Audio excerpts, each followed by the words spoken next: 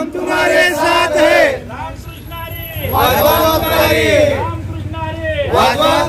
त्याचे सेवेकरी आणि विकासाचे खरे मानकरी हे महेश अण्णा कोटे आहेत। ग्रामदैवत सिद्धेश्वर महाराजांचा आशीर्वाद यावेळी अण्णाच्या पाठीमागे आहे, कारण अण्णांनी सोलापूर शहरामध्ये आपलं स्वतःचं घर सोडून हजारो तरुण पुणे मुंबई या ठिकाणी गेले आहेत। IT पार्कच्या माध्यमातून महेश अण्णांनी एक सोलापूरला एक वैभव प्राप्त करण्यासाठी IT पार्क कंपनी आपल्या सोलापुरात आणली आहे। समाजाच्या जीवावरती निवडून यायचं आणि 5 वर्ष समाजाला विसरायचं अशी भूमिका विरोधी विद्यमान आमदारांनी या 20 वर्ष झाले घेतली आहे। महेश अण्णांनी मागच्याच वर्षी वीरशैव लिंगायत समाजासाठी भवानी पेठेतील मध्यवर्ती अशा भागामध्ये 5000 स्क्वेअर फूटची जागा आणि त्यासाठी लागणारा 75 लाखाचा निधी, या 10,000 स्क्वेअर फूट जागा आणि 75 लाख रुपयाचा निधी लिंगायत समाजातील गोरगरिबांच्या लग्नासाठी, सामाजिक सांस्कृतिक क्रीडा या कामासाठी अण्णांनी मंजूर केलं।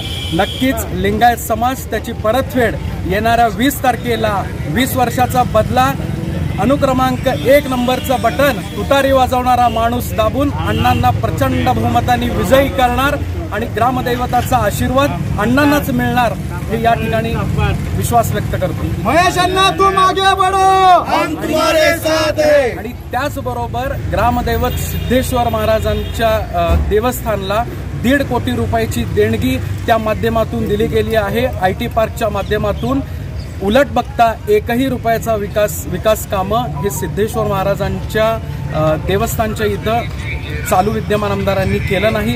ते काम अण्णांनी 1.5 कोटी रुपये सिद्धेश्वर महाराज मंदिराला दिलेली आहे। आपण पाहताय दिवसांदिवस आपल्याला चांगला प्रतिसाद लोकांचा मिळतोय, कारण लोकांना बदल ही आता काळाची गरज वाटते।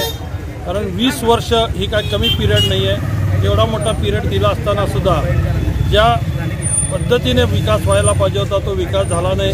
हा स्मार्ट सिटीच्या नावाने असेल, तुम्ही बघताय की कुठेही रस्ते व्यवस्थित नाहीत, केलेल्या कामं निकृष्ट दर्जाची झालेली आहेत, कारण कॉन्ट्रॅक्टरच ह्यांचे स्वतःचे होते आणि त्यामुळे स्मार्ट सिटीचा बोजा वाजलाय।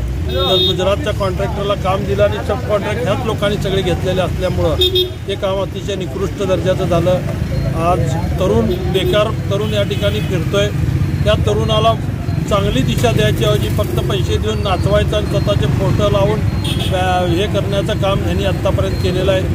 म्हणजे लोकांना प्रगती कुठली व्हावी असा विचार कधीच केला नाही। ह्यांनी फक्त स्वतःचीच प्रगती करून घेतली आणि 20 वर्षाच्या आमदारकीच्या काळामध्ये त्यांना 5 वर्ष पालकमंत्री म्हणून सुद्धा काम करायला मिळाली। 7-8 खाते त्यांच्याकडे होती, त्या कुठल्याही खात्याचा फायदा आमच्या सोलापूरकरांना मिळाला नाही ना। कुठलाही त्यांच्या पालकमंत्रीच्या काळात जो निधी यायला पाहिजे होता किंवा पालकमंत्र्याचे अधिकार काय हे सुद्धा त्यांना समजले नाही आणि त्यामुळे अधिकाराचा तो वापर करू शकले नाही। खरं तर पालकमंत्र्याच्या हातात सगळेच अधिकार असतात, कुठला अधिकारी आपल्या जिल्ह्यात आणायचा, कुठला नाही आणायचा, कुठल्या योजना आणायच्या, ह्या सगळे प्रपोजल पालकमंत्री तयार करून देतो आणि त्या पद्धतीने सगळे शासन त्याचं इम्प्लिमेंट करत असतं। पण हे कुठलेच अधिकार त्यांना माहीत नव्हते आणि त्या पिरियडमध्ये त्यामुळे कुठलीही कामं यांच्या हातून झालेली नाही।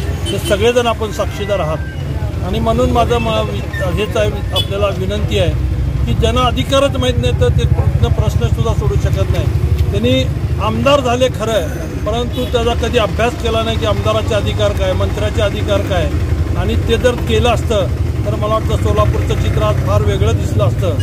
पण आपलं दुर्दैव की अशा माणसाला आपण वारंवार निवडून दिलं।